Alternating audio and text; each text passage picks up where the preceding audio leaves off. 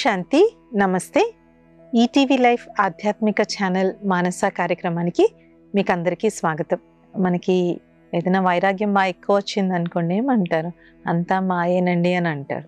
సంసారం మాయ, ఈ జగమే మాయ, డబ్బు మాయ, అన్ని మాయ, ఎందుకు ఇవన్నీ, వీటి వెనకాతల ఎందుకు మనం పరిగెడదాం, ఇలాగా ఒక్కొక్కసారి ఒక రకమైనటువంటి వైరాగ్యం వచ్చేసి వదిలేద్దాము, వెళ్ళిపోదాము అని ఇలాగ అనుకుంటూ ఉంటాం కదా. కానీ రియల్ స్పిరిచువాలిటీలో ఇవన్నీ నిజంగా మాయా కాదా?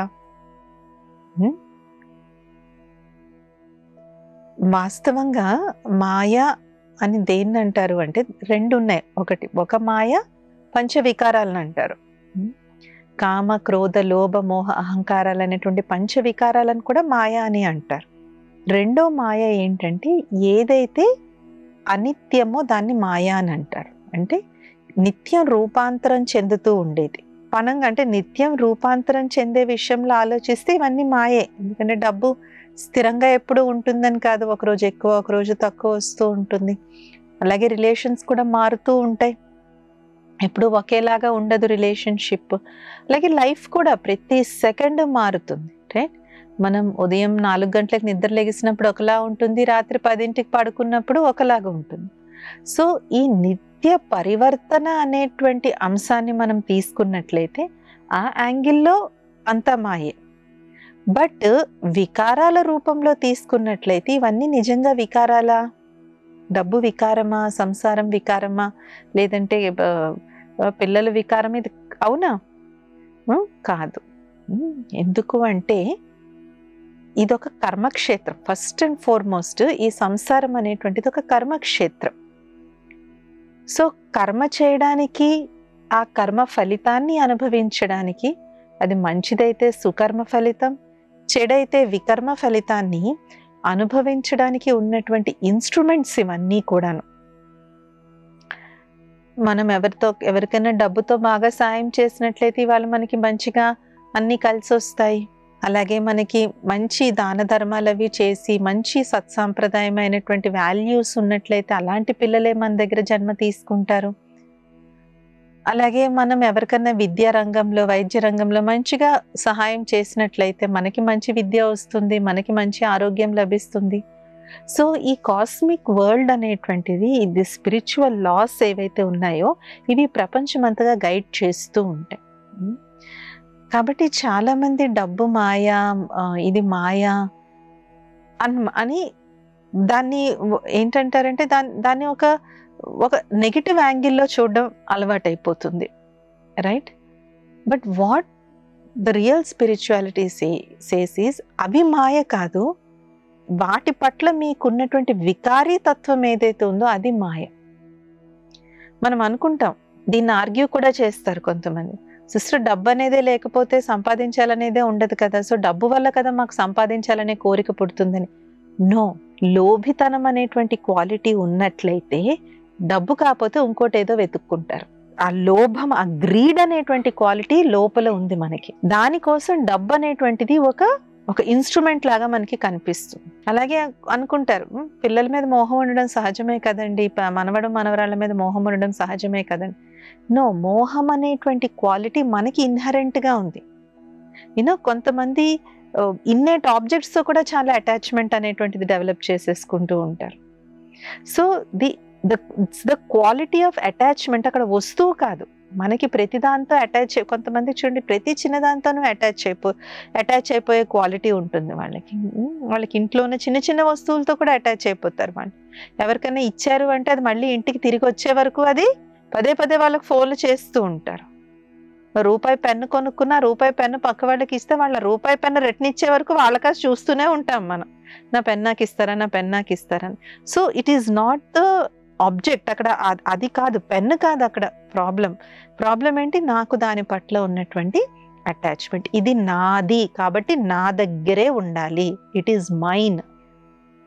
చాలా మంది తల్లులకి పిల్లలతో కూడా అదే ప్రాబ్లం ఉంటుంది. నేను కన్నాను కాబట్టి వీళ్ళు నా మాట వినాలి, నేను చెప్పినట్టు వీళ్ళు నడుచుకోవాలి, నేను చెప్పిందే వీళ్ళకి కరెక్ట్, నేను వీళ్ళ గురించి ఏం ఆలోచిస్తానో అదే కరెక్ట్.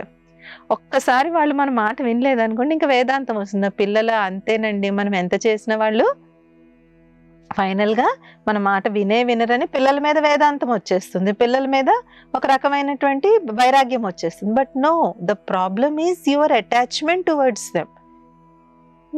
కాబట్టి ఎప్పుడైనా కూడా ఏదైనా స్థూల వస్తువు కానీ ఉన్నట్లయితే మనం ఏమనుకుంటాం, డబ్బు వెనకాతలు పరిగెట్టద్దు అనుకుంటాం, పేరు ప్రతిష్టల వెనకాతలు పరిగెట్టద్దు అనుకుంటాం. పేరు ప్రతిష్టలు ఆటోమేటిక్గా వస్తాయి, దాని వెనకాతలు పరిగెట్టాల్సిన అవసరం లేదు. కానీ ఆ పేరు ప్రతిష్టల కోసం మనం వెంపర్లాడే మన గుణం ఏదైతే ఉందో అది మాయ, అది వికారం. మహాత్మా గాంధీ గారికి ఇప్పటికీ జాతిపిత.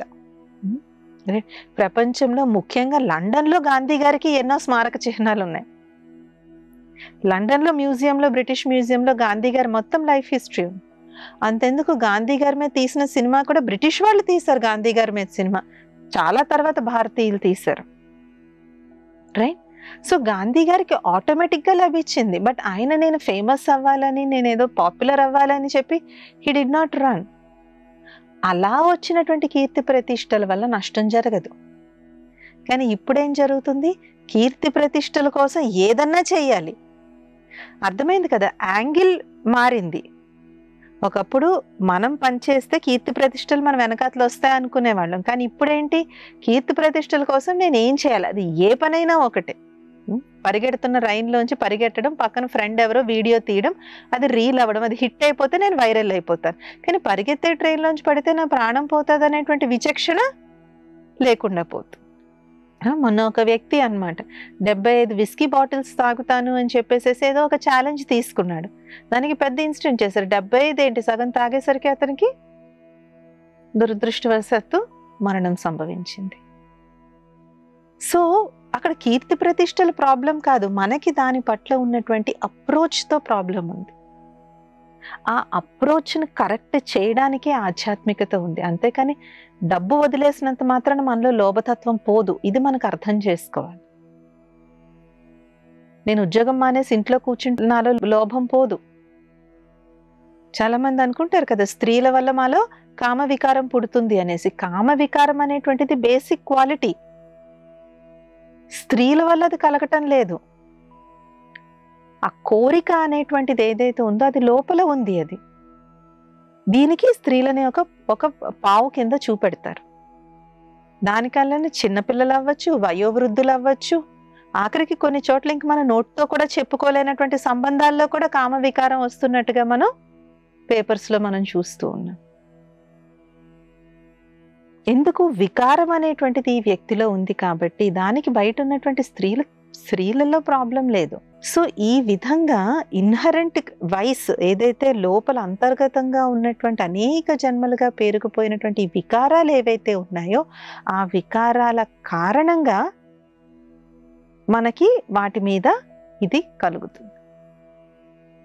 మరి ఆధ్యాత్మికత వీటి గురించి ఏం చెప్తుంది? అదే డబ్బు ఉంది. ఇప్పుడు ఎన్నో ఆధ్యాత్మిక సేవలు జరుగుతూ ఉంటాయి, ఎన్నో ప్రోగ్రామ్స్ జరుగుతూ ఉంటాయి, ఎంతో మందికి ఈశ్వరీయ సందేశం ఇవ్వాలి. మరి అవన్నీ ధనం లేకుండా అయితే జరగదు కదా. కాబట్టి దాన్ని దుర్వినియోగం చేసే బదులు దాన్ని మనం సద్వినియోగం చేసుకోవడం, దాని మీద నిర్మోహీ తత్వంతో దాన్ని మనం ఎలాగ కరెక్ట్గా మనకి ఎంత వస్తుందో అంత దాన్ని మనం ఆర్జించుకోవడం. అలాగే రిలేషన్షిప్స్ అయినా కూడా అంతే, సంబంధాలైనా కూడా అంతే. ఆ సంబంధాలు మనకు ఒక ఐడెంటిటీ అయిపోయాయి అనుకోండి, అప్పుడు ప్రాబ్లం వస్తుంది. ఒక మహిళామూర్తి చెప్పారనమాట. ఏంటి అంటే వాళ్ళ అభిరుచుల గురించి నేను మాట్లాడుతూ, ఇక పిల్లలు పుట్టిన తర్వాత నా ఇంట్రెస్ట్లు అంటూ ఏముంటాయండి, నాకు ఏ ఇంట్రెస్ట్ లేదు అని చెప్పేసి. అంటే ఆ వ్యక్తి యొక్క వ్యక్తిత్వం, ఆ వ్యక్తి యొక్క ఇండివిజువాలిటీ అనేటువంటిది ఆ రిలేషన్షిప్లో మమేకమైపోయింది. కానీ ఇప్పుడు చాలామంది థెరపిస్ట్ వీళ్ళందరూ ఏం చెప్తున్నారు, ఎస్పెషలీ ఆడవాళ్ళు తమ ఆరోగ్యాన్ని మంచిగా ఉంచుకోవాలంటే మీకంటూ మీకు కొంత సమయాన్ని మీరు కేటాయించుకోండి. మీ ఇష్టాలు, మీ అభిరుచులు, మీ అభిప్రాయాలు వాటికి విలువనివ్వండి. అప్పుడు మీ మైండ్ కొంచెం రిలాక్స్ అవుతుంది. లేదంటే 24 గంటలు దీంట్లోనే పరిగెట్టి దీంట్లోనే ఉండడం వల్ల మైండ్ అందులో ఉల్జాయించిపోయి కాంప్లికేట్ అవుతుంది. దీనివల్ల స్ట్రెస్కి గురవ్వడం, ఓవర్ థింకింగ్కి గురవుతున్నారు. సో ఇప్పుడు చాలామంది సైకాలజిస్టులు, సైంటిస్టులు ఏం చెప్తున్నారు, మీరు కాసేపు మీ ఫ్యామిలీ ఎక్కడికి వెళ్ళిపోదు, మీ ఫ్రెండ్స్తో టైం గడపండి, మీకు ఇష్టం వచ్చిన, మీకు నచ్చినటువంటి హాబీస్ని మీరు పెట్టుకోండి, ఒక్కోసారి మీకు నచ్చిన వంటలు మీరు చేసుకొని తినండి. ఇలాగ మీ ఇండివిజువాలిటీ కూడా కొంత మీరు విలువ ఇచ్చినప్పుడు మీరు మీ ఫ్యామిలీకి కూడా మీరు 100% ఇవ్వగలరన్న విషయం ఇప్పుడు సైకాలజిస్ట్ కూడా చెప్తూ ఉన్నారు. సో ఆధ్యాత్మికత మనకి ఏం చేస్తుందంటే మెల్లమెల్లగా ఈ వికారాల నుంచి మనల్ని దూరం చేస్తుంది. ఎప్పుడైతే ఈ వికారాల నుంచి దూరం చేస్తుందో అప్పుడు మన దగ్గర డబ్బు ఉండని, ఏదన్నా ఉండని, దాన్ని మనం ఆధ్యాత్మిక సేవలో, ఈశ్వరీయ సేవలో మనం వినియోగిస్తాం. అందుకని ఆధ్యాత్మిక మార్గంలో ఉన్నప్పుడు మన దగ్గర ఏదైతే భగవత్ ప్రసాదం ఉందో, ఏ రూపైనా మనకి లభించవచ్చు. మనకి మంచి భగవంతుడు మంచి ఆరోగ్యం ఇచ్చారా, అలాంటి మంచి ఆరోగ్యవంతమైనటువంటి శరీరాన్ని ఈశ్వరీయ సేవలో మనం వినియోగిస్తాం. మంచి మనసు మనకుందా, మనసా సేవ చేసి అనేక మందికి మనం శక్తిని, వాళ్ళ మనస్సులకి ఆనందం ఇచ్చేటువంటి శక్తిని మనం చేస్తాం. భగవంతుడు మంచి వాచాశక్తిని ఇచ్చారా, ఆ వాచాశక్తిని మనం 10 మందికి దుర్భాషలాడే బదులు దాన్ని మనం సద్వినియోగం చేసుకుంటాం. ఈ సమయంలో ఎస్పెషలీ ఇప్పుడు ఏదైతే విద్య, వైజ్ఞానిక రంగం ఇంత అభివృద్ధి జరిగిందో దాంట్లో ఆధ్యాత్మిక విలువలు ఉండడం ఎంతో ఎంతో ముఖ్యమైపోయింది. ఎందుకు ముఖ్యంగా ఈ విషయం చెప్పడం జరుగుతూ ఉంది అంటే, ఈ కాలంలో వైజ్ఞానిక రంగం ఎంత అభివృద్ధి జరిగింది అంటే, నా ఆలోచనని ఒక దృశ్య రూపంలో చూపెట్టడానికి ఇప్పుడు కొన్ని క్షణాలు సరిపోతుంది. దాన్ని ఎవరూ కూడా ఇది కరెక్టా, ఇది రాంగా, నువ్వు చెడు, నువ్వు మంచి అని చెప్పడానికి ఎవరూ లేరు. నాకు పలానా వ్యక్తి గురించి ఒక అభిప్రాయం కలిగింది, నా చేతిలో ఒక కెమెరా ఉంటే చాలు, నేను దాన్ని ఒక 5 నిమిషాల్లో మొత్తం ప్రపంచానికి నేను చెప్పేయగలను. దాన్ని ఎవరన్నా కంట్రోల్ చేసేవాళ్ళు ఉన్నారా, ఎవరన్నా ఆగండి అని చెప్పేవాళ్ళు ఉన్నారా, లేరు. కాబట్టి మిస్ఇన్ఫర్మేషన్, డిస్ఇన్ఫర్మేషన్, చెడు విషయాలు, చెడ్డ విషయాలు, పిల్లలకి చెప్పకూడని విషయాలు, వాళ్ళ వయసుకు మించినటువంటి విషయాలు అన్నీ అందరికి యాక్సెస్ అవుతున్నాయి. ఇప్పుడు ఒకే ఒక్క వ్యక్తిని మనల్ని స్టాప్ చేసుకోగలరు ఎవరంటే స్వయం. నేను ఇది చేస్తుంది, ఇది తప్పు, ఇది నేను తప్పుగా మాట్లాడుతున్నాను. ఈ విచక్షణ ఆధ్యాత్మిక మార్గంలోకి వచ్చిన తర్వాత అదే మొబైల్, అదే విజ్ఞానం, అదే వైజ్ఞానం, అది ఎంతో లక్షలాది మందికి జ్ఞానోదయం కోసం ఉపయోగపడుతుంది. మనం చూస్తూ ఉంటాం, కొంతమంది మహామేధావులు ఉంటారు, వాళ్ళ దగ్గర బోలెడు డబ్బు ఉంటుంది. అదంతా కూడా సమాజంలో చెడుని పెంచేందుకు ఉపయోగించే బదులు సమాజంలో మంచిని పెంచేందుకు ఉపయోగిస్తే ఆ డబ్బుకు సార్థకత ఉంటుంది. ఎందుకంటే ఒక రకంగా ఇప్పుడు మనిషికి భావ స్వాతంత్రం ఎక్కువైంది, ఎమోషనల్ ఫ్రీడమ్ ఎక్కువైంది. కాబట్టి మనసులో ఏమనుకుంటున్నారో అది బయటికి చెప్పేస్తూ ఉన్నారు. అది బయటికి చెప్పడమే కాదు, చెప్పిన తర్వాత అది విస్తృతంగా ప్రచారం కూడా అయిపోతుంది. ఆ ప్రచారాన్ని కూడా ఎవరు ఆపలేకపోతున్నారు. సో ఇలాంటి సమయంలో మన మీద మనకి చెక్ లేకపోతే, మన మీద మనకి కంట్రోల్ లేకపోతే మాయ వాటిల్లో ఉందా, మనలో ఉందా? అందుకనే ప్రతి వ్యక్తికి కూడా సెల్ఫ్ అవేర్నెస్ అంటే స్వయాన్ని అవగతం చేసుకోవడం, స్వయాన్ని అర్థం చేసుకోవడం చాలా చాలా ముఖ్యం. కొంతమంది ఈ టెంపరరీ పేరు ప్రఖ్యాతల వెనకాతల పడి ప్రాణాలు పోతున్నారు, డబ్బులు పోతున్నాయి, పరువు మర్యాదలు పోతున్నాయి, కుటుంబాలు రోధిస్తున్నటువంటి వాళ్ళు ఉన్నారు. సో ఆధ్యాత్మికతలో ఫస్ట్ ఉండేటువంటిదే స్వీయ నియంత్రణ, సెల్ఫ్ కంట్రోల్. ఇది ఈ టైంలో ఇంకా ఎక్కువ అవసరం. ఎందుకంటే మన భావ స్వాతంత్రం ఎక్కువైన కారణంగా మన గతి తప్పడానికి మార్గాలు చాలా ఎక్కువ ఉన్నాయి. We have many avenues to express ourselves. ఇంకొక పెద్ద సమస్య ఏంటి, దాని మీద చెక్ కూడా లేదు. రైట్, దాని మీద ఇది రైట్ ఇది రాంగ్ అని చెప్పేటువంటి చెక్ కూడా లేదు. అందుకని ఎంతెంత మనం ఆధ్యాత్మికతలో మనం నడుస్తూ ఉంటామో ఆటోమేటిక్గా మన ఆత్మ విచక్షణ అంటాం కదా, ఆత్మ విచక్షణ అనేటువంటిది మనకి పెరుగుతుంది, స్వీయ విచక్షణ అనేటువంటిది మనకి పెరుగుతుంది. మన థాట్స్ పైన, మన మాటల పైన, మన కర్మల పైన, మన రిలేషన్స్ పైన కూడా ఇది ఎఫెక్ట్ చూపిస్తుంది అన్నమాట. చూడండి, భారతదేశం యొక్క సనాతన ధర్మం యొక్క ప్రిన్సిపల్స్ ఇప్పటి వరకు కూడా ఎందుకు భారతదేశాన్ని చూసి అందరూ అంత గర్వంగా ఫీల్ అవుతారు? మన మహాకుంభమేళాని ప్రపంచంలో అందరూ కూడా చూస్తూ ఉన్నారు. ఏంటి ఇంతమంది వస్తారా, ఇంతమంది ధార్మిక మార్గంలో నడుస్తున్నారా అని ఆశ్చర్యపోతున్నారు వాళ్ళు. ఎంత పెద్ద వాళ్ళు, ఇంజనీర్స్, డాక్టర్స్, మహా సంపన్నులు కూడా కరెక్ట్గా త్రికరణ శుద్ధిగా వెళ్ళి గంగా నదిలో ఆ చల్లని నీళ్లలో మునిగి వస్తున్నారు.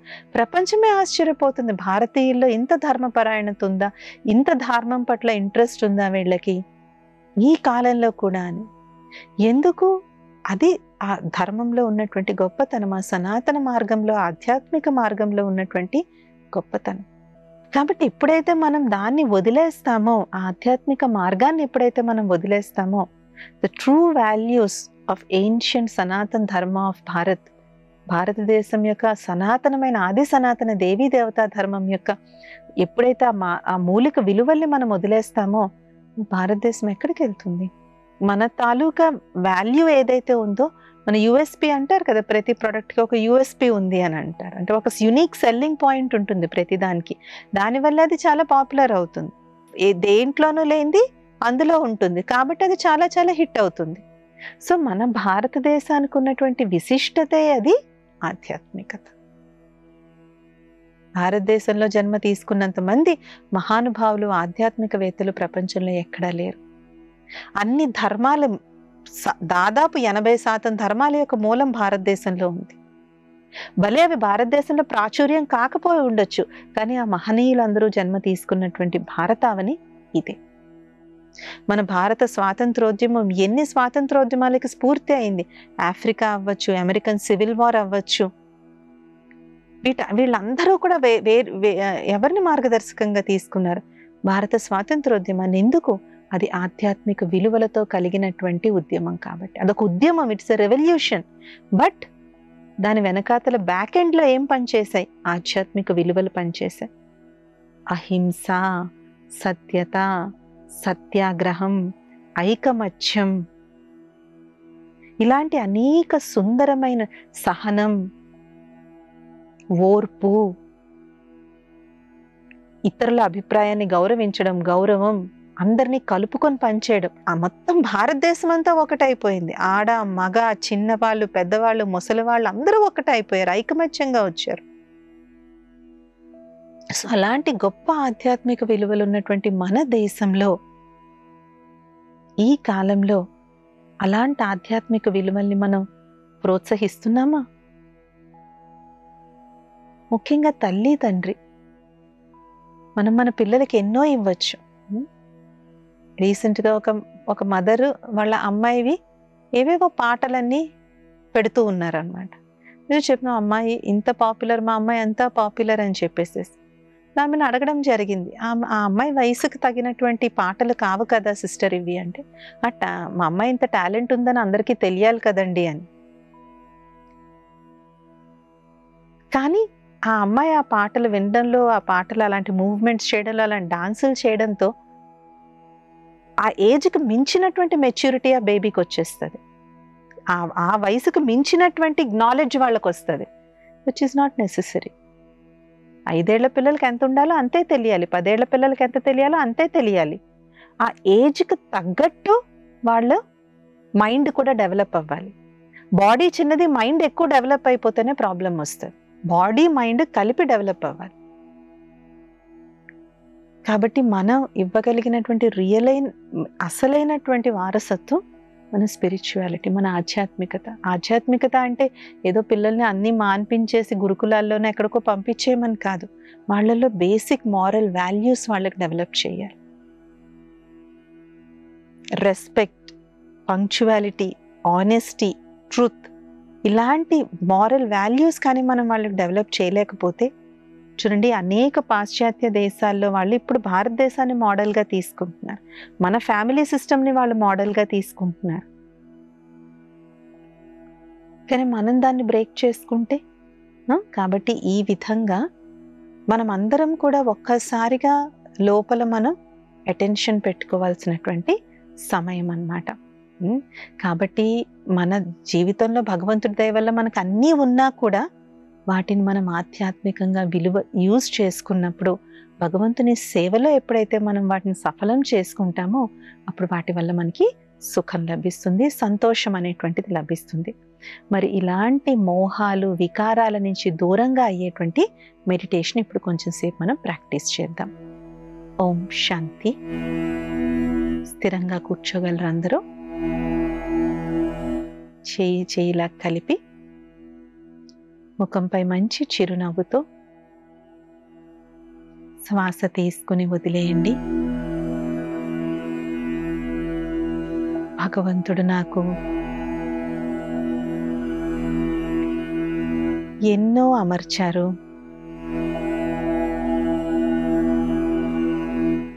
సర్వము ఇచ్చారు. డబ్బు, హోదా, పరపతి, కుటుంబం, చదువు, ఇలాగ నాకు ఎన్నో సమకూరాయి.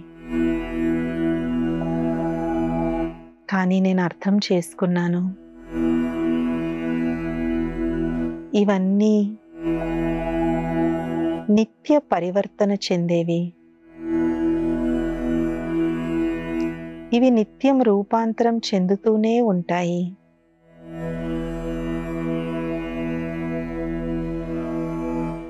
ఇలా నిత్య రూపాంతరం చెందేటువంటి ఈ మాయ పైన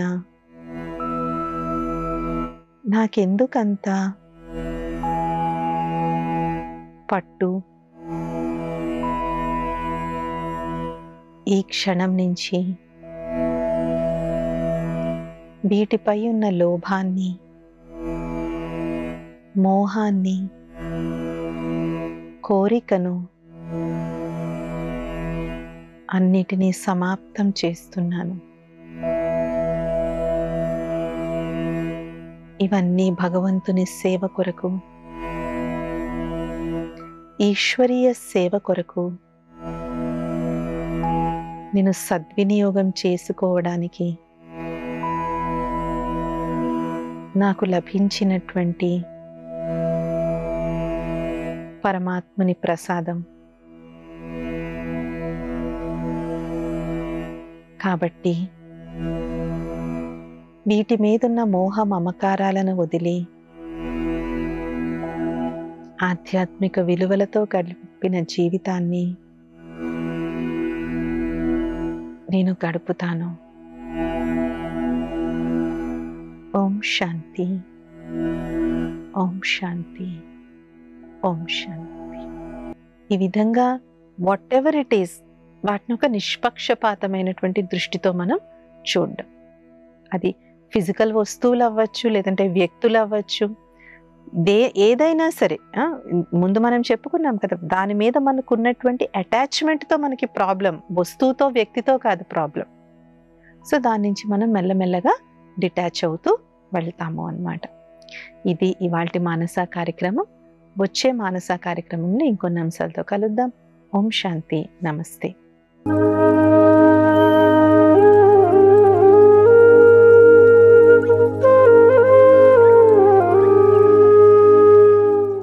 ఈ కార్యక్రమాన్ని తిరిగి చూడాలనుకుంటే www.youtube.com/@ETV Life Spiritual లో చూడవచ్చు.